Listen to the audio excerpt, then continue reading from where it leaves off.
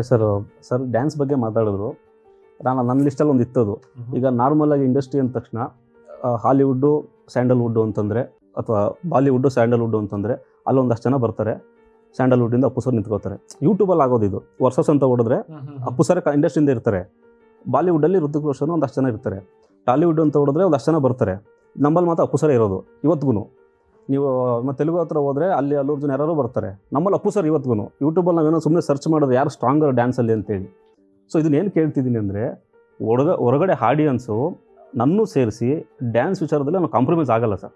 ನೀವು ಮಾಡಲೇಬೇಕು ಅಂತ ನಾವಿದ್ವಿ. ಯಾಕಂದರೆ ನೀವು ಮಾಡಿರೋ ಡ್ಯಾನ್ಸು, ನೀವು ಹಾಕಿರೋ ಸ್ಟೆಪ್ಗಳು, ನೀವು ಏನೋ ಹಿಂದೆ ಹಾಕಿರೋ ಒಂದು ಏನೋ ಸ್ಟಂಟ್ಗಳೆಲ್ಲ ಮಾಡಿರೋ ರೀತಿ ನೋಡಿ ನಮಗೊಂದಷ್ಟು ಕಾನ್ಫಿಡೆಂಟ್ ಇದೆ.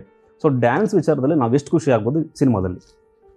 ಅಲ್ಲ, ಇವಾಗ ನೀವು ನೋಡಿದ್ರ ಒಂಚೂರು ನಿಮ್ಗೇನು ಅನಿಸ್ತು? ಅದು ನಾನು ತುಂಬ ಹ್ಯಾಪಿ ಆಗಿದ್ದೀನಿ, ತುಂಬ ಹ್ಯಾಪಿ ಆಗಿದ್ದೀನಿ. ನನಗೆ ಅದಕ್ಕೆ ಕೇಳಿದೆ ಸರ್ ನಾನು. ಸೊ ಆ ಲಿಸ್ಟಲ್ಲಿ ನೆಕ್ಸ್ಟ್ ವರ್ಸಸ್ ಅಂತ ಹೊಡೆದ್ರೆ ಇವಾಗ ಬರಬೇಕು. ನೀವು ಹೇಳ್ದಂಗೆ ಆಗಲಿ ಅಷ್ಟೇ. ನಾನು ಕೇಳ್ಕೊಳ್ಳೋದು ಅಂದರೆ ನನ್ನ ಪ್ರಯತ್ನ ನಾನು ಮಾಡಿದ್ದೀನಿ.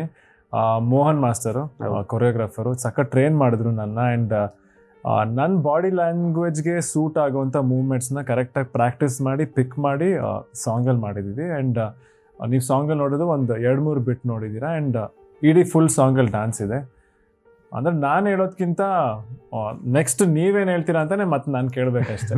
ಎಸ್ ಸರ್, ತುಂಬ ನಾವು ಕಾಯ್ತಾ ಇದ್ದೀವಿ. ಡ್ಯಾನ್ಸ್ ವಿಚಾರದಲ್ಲಿ, ಫೈಟ್ ವಿಚಾರದಲ್ಲಿ ತುಂಬ ಎಕ್ಸೈಟಿಂಗ್ ಇದೆ. ಹೊರಗಡೆ ಜನ ಕಾಯ್ತಾ ಇದ್ದಾರೆ.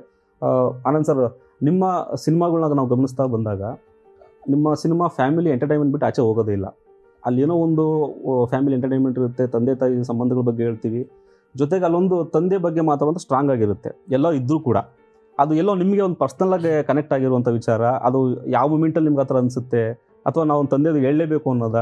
ಯಾಕಂದರೆ ತಾಯಿ ಕೂಡ ಎಲ್ಲನೂ ಇರ್ತಾರೆ, ಬಟ್ ತಂದೆಗೆ ಸ್ವಲ್ಪ ಅಷ್ಟು ತುಂಬ ಇಂಟ್ರೆಸ್ಟಿಂಗ್ ಹೇಳ್ತಾ ಹೋಗ್ತೀರಾ. ಅದು ನಿಮ್ಮ ಪರ್ಸ್ನಲ್ ತಂದೆ ಮೇಲಿರೋ ಪ್ರೀತಿನ ಅಥವಾ ಹೊರಗಡೆ ಆ ಥರ ಅನ್ಸುತ್ತೆ? ಹೌದು, ತಂದೆ ಮೇಲಿರೋ ಪ್ರೀತಿನೂ ಹೌದು. ಮತ್ತು ಯೂಶಲಿ ಫಾದರ್ಸ್ ಅಂದ್ರೇ ಅನ್ಸಂಗ್ ಹೀರೋಸ್.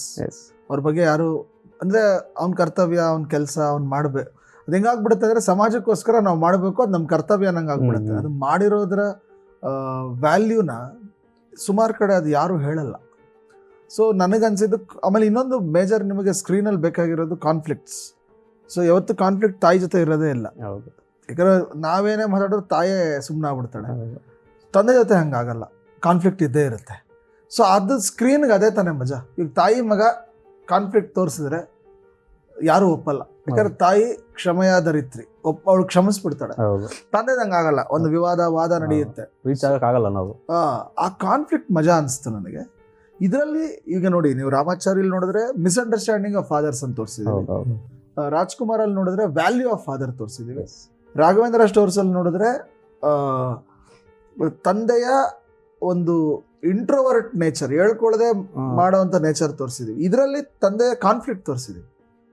ಯಾಕೆ ಒಂದು ತಂದೆ ಮಗನಿಗೆ ಜಗಳ ಆಗುತ್ತೆ, ಯಾಕೆ ಒಂದು ತಂದೆ ಮಗನ ಹೆಟ್ ಮಾಡ್ತಾನೆ, ಮಗ ತಂದೆನ ಹೆಟ್ ಮಾಡ್ತಾನೆ, ಯಾಕೆ ಅವರಿಬ್ಬರ ಮಧ್ಯೆ ಡಿಸ್ಟೆನ್ಸ್ ಬೆಳೆಯುತ್ತೆ, ಮತ್ತು ಆ ಡಿಸ್ಟೆನ್ಸ್ನ ಹೆಂಗೆ ಪ್ಯಾಚಪ್ ಮಾಡಬೇಕು, ಅದರ ಒಂದು ಡಿಸ್ಕಷನ್ ಆಗಿದೆ ಈ ಸಿನಿಮಾದಲ್ಲಿ.